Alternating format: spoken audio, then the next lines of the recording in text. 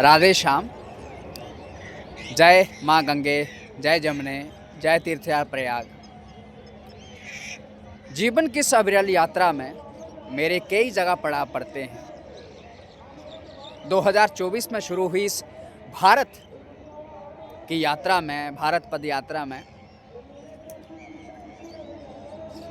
मेरे कदम मुझे बहुत जगह ले गए। नेपाल ले गए, उत्तराखंड ले गए। मेरे पड़ाव कई जगह पड़े, अयोध्या में पड़े, वृंदावन में, गुजरात में, बिहार में, बक्सर में। और 2025 में मेरा जो महाकुंभ था, उस महाकुंभ में जो कल्पवास हुआ था, जहीं प्रयाग संगम में हुआ था, तीर्थराज की कृपा रही कि मैं 2025 में महाकुंभ में आ सका, जहां कल्पवास कर सका। 2026 में फिर हालांकि मेरी यात्रा नेपाल आदि होते हुए, उत्तरी भारत से होते हुए बिहार तक पहुंच चुकी थी, पर तीर्थों के राजा प्रयाग का मंत्रण आया तो फिर माघ मास के लिए, फिर माघ का कल्पवास के लिए मुझे जहां आना पड़ा। हर दिन सुबह 4 बजे उठ के, 3 बजे उठ के संगम का स्नान, संध्या जहीं किनारे बैठ के माँ गंगा के संध्या 2-3 घंटा बैठ के माँ गंगा का सानिध्य।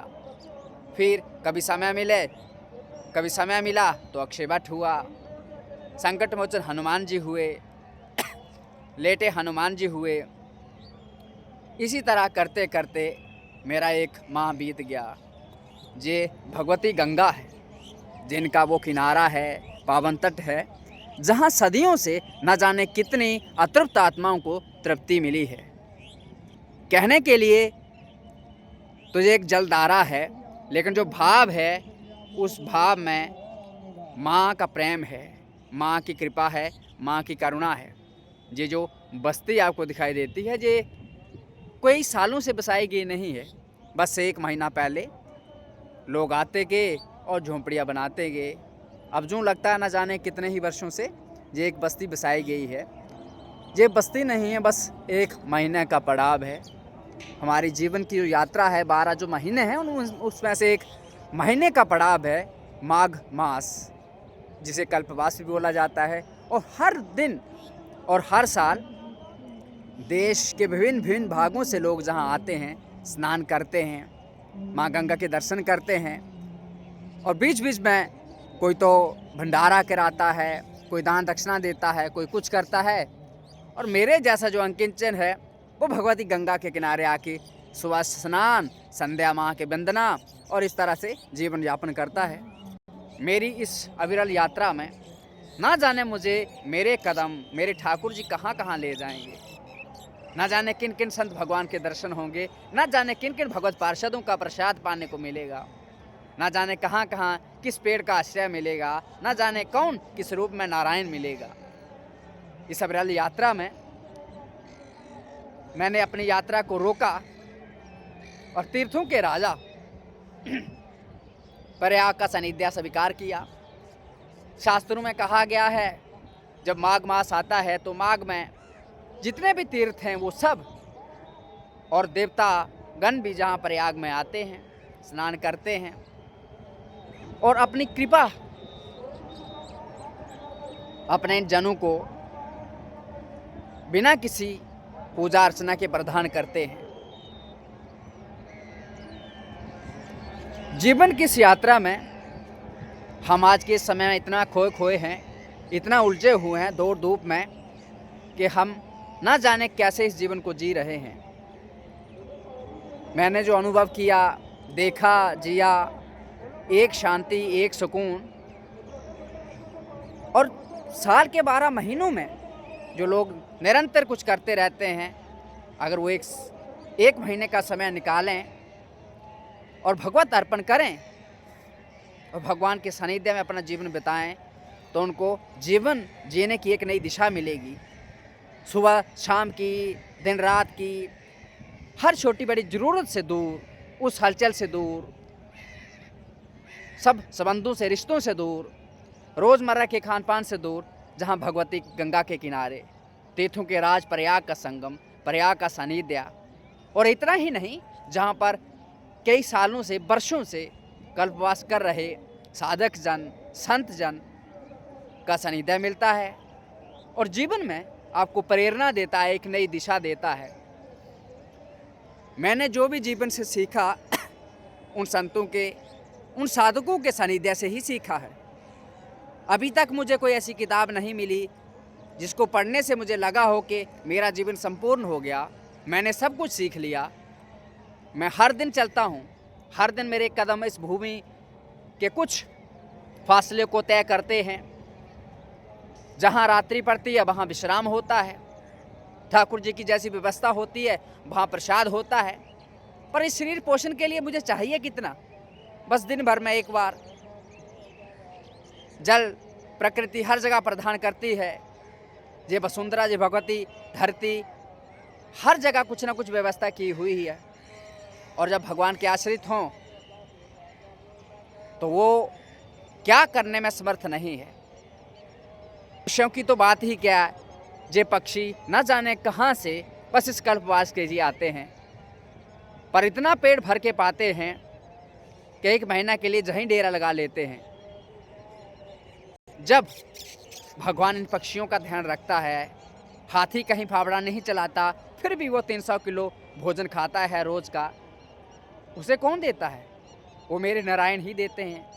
बस उसी भगवान के आश्रित आत्म धर्म और शरीर धर्म का निर्वाह करना है। आत्म धर्म है मुक्त हो जाना, इस जन्म मरण के बंधन से छूट जाना, परे चला जाना, ऊपर उठ जाना।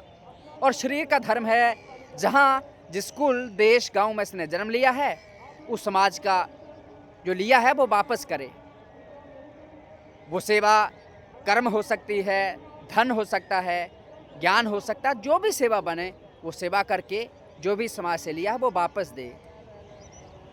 मैंने संतों से सुना है कि जीवन का यही देह है, नेकी कर दरिया में डाल। बस करते जाओ, उसका ये मत सोचो कि मिलेगा क्या। जीवन की इस यात्रा में, इस पड़ाव में आप लोग मुझे मिले। मेरा ये लक्ष्य बिल्कुल भी नहीं था कि मैं इतनी हलचल में आ जाऊं, इतने लोगों के सामने आ जाऊं, इतने लोगों से जुड़ूं। मेरा उद्देश्य भर इतना था कि जब मेरी यात्रा शुरू हुई थी तो माता पिता को मेरी छवि दिखती रहे, इसलिए मैंने ये चीज़ें डालना शुरू किया था। पर धीरे धीरे लोग जुड़ते गए।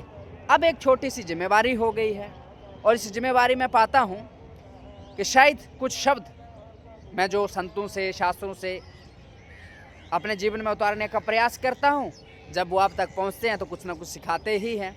बस उसी उद्देश्य से मैं ये चीज़ें आपके साथ साझा करता हूँ।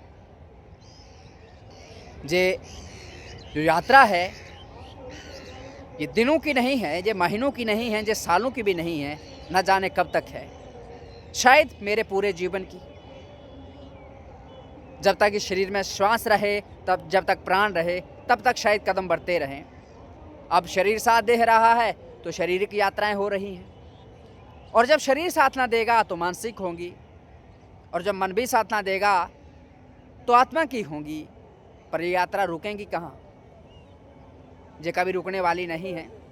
और आज मुझे जहाँ से विदाई लेने का समय है, 1 महीना हो गया है, जहाँ गंगा के किनारे वास करते हुए, तीर्थों के राजा प्रयाग का सानिध्य करते हुए, अब आज चाहा कि इससे अलविदा लूँ। अपने जो यात्रा में भारत की बिहार के बक्सर में रोक के आया हूँ, फिर से आगे बढ़ूँ, वहाँ से उस भारत की उस पद यात्रा का, उस आध्यात्म की यात्रा का, खुद को जानने का, देश धर्म और संस्कृति को जानने का जो अभियान है, जो प्रयास है, उसे पूरा करूं। क्योंकि जीवन का ध्येय यही है, वरना ना जाने कितने पीढ़ियां, कितने मेरे ही नाम के व्यक्ति इस धरातल पर आए, जीवन जिए और चला गए, कौन जानता है।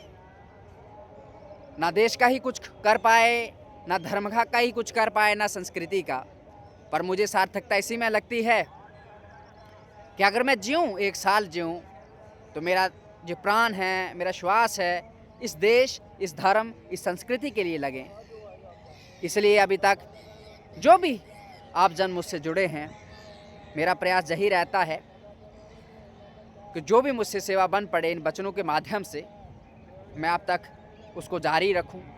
और आपसे भी निवेदन है कि उसे जीवन में उतारने का प्रयास जरूर करना, क्योंकि मनुष्य जीवन लेकर भी अगर कुछ सत्कर्म ना हुए, खुद को ना जाना, परोपकार नहीं हुआ, धर्म को ना जाना, देश को ना जाना, संस्कृति को ना जाना और इसके संरक्षण के लिए कुछ प्रयास नहीं किया, तो फिर हमारे जीवन में, हमारे मनुष्य होने में और पशु होने में कोई अंतर नहीं है।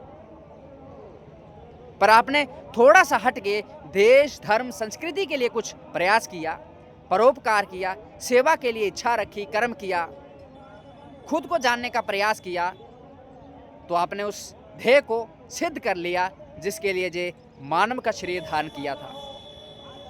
बस इसी के साथ माँ गंगा को प्रणाम करते हैं, तीर्थों के राजा प्रयाग को प्रणाम करते हैं, यमुना को प्रणाम करते हैं, सरस्वती को प्रणाम करते हैं और अपनी सविरल यात्रा को आगे बढ़ाते हैं। फिर आगे मुलाकात होगी हमारी किसी आगे पड़ाव पर। तब तक हमारी जो निरंतर यात्रा है, 2 साल का ब्रह्मचर्य का संकल्प है, भगवती गीता, श्रीमद् भगवत गीता का जो अध्ययन है, पाठ है, नित्य चल रहा है धीरे धीरे करके, क्योंकि जैसे एक एक बूंद से घड़ा भरता है, एक एक कदम से हजारों माइल्स का जो सफ़र तय होता है, उसी तरह एक एक शब्द, एक एक ज्ञान का वो मोती अपने जीवन में हम उतारते जाएंगे और धीरे धीरे उस अविरल खोज की तरफ बढ़ते जाएंगे जिसको जीवन में हम पाना चाहते हैं, जो हमारा ध्येय है, जो लक्ष्य है, जो आत्म धर्म है, मुक्त हो जाना। उससे बड़ा कोई धर्म नहीं है। आत्म धर्म से नीचे है शरीर धर्म, यानी देश की, संस्कृति की, धर्म की सेवा, समाज की सेवा। लेकिन आत्म धर्म से बड़ा कोई धर्म नहीं है, क्योंकि वो आपको इस बंधन से मुक्त कर देता है। मुझे किसी ने पूछा था कि साधु बनने का अर्थ क्या है, मतलब क्या है? साधु का मतलब है, साधु वही कहलाया जाएगा, वही साधु है जिसने अपने जन्म मृत्यु के चक्कर को रोक दिया, तभी वो उसकी साधुता सिद्ध हुई, सार्थक है। उसकी साधुता तभी सार्थक है, तभी उसकी साधुता सिद्ध होगी जब उसने जन्म मृत्यु के चक्कर को रोक दिया। वही साधु है। और साधु बनने का ध्येय, लक्ष्य भी यही है कि उस जन्म मृत्यु के चक्कर से ऊपर उठ जाए, इस चक्कर को रोक दे। उसका जन्म हो तो कर्म बंधन के अधीन नहीं, कर्म से बंद कर नहीं, स्वतः स्वेच्छा से, स्वचेष्टा से, हर इच्छा से हो, भगवत पार्षद बनकर इस धरती पर अवतीर्ण हो, देश, धर्म, संस्कृति के लिए कुछ कार्य करे, हरि का गुणगान करे, हरि नाम का प्रचार प्रसार करे। बस यही उसका ध्येय है। इसी के साथ मेरी यात्रा आगे बढ़ती है और धीरे धीरे मेरा आज कल्पमास पूरा होता है। 2025 में जब मेरा माघ महाकुंभ स्नान हुआ था, तब पहला मेरा कुंभ स्नान था, पहला कल्पवास था, तो तब मन चंचल था, हर जगह दर्शन के लिए भागता रहता था। पर इस समय ठाकुर जी ने कृपा करी, माँ गंगा ने कृपा करी, मेरे नारायण ने, मेरे माधव ने, मेरे केशव ने कृपा करी कि एक माह शांत बैठने का अवसर दिया। सुबह 4 बजे, 3 बजे से लेके माँ गंगा, यमुना, सरस्वती संगम का स्नान, दिन भर कुटिया में बैठ जाना, ठाकुर जी का सत्संग, कीर्तन चलना, सुनना, करना, और शाम को भगवती गंगा के किनारे संध्या वंदना, और 9-10 बजे जाके फिर ठाकुर जी की वंदना करके विश्राम करना, आपके साथ कुछ चर्चाएं करना, सत्संग करना। इसी तरह मेरा आज कल्पमास पूरा हुआ और आगे बढ़ते हैं अब किसी और अविरल यात्रा की तरफ। आगे जहाँ भी पहुँचूँगा तो ज़रूर बात करूँगा, ज़रूर आपके साथ साझा करूँगा उन क्षणों को, उन पलों को। राधे श्याम। जय भगवती गंगा, यमुना, सरस्वती।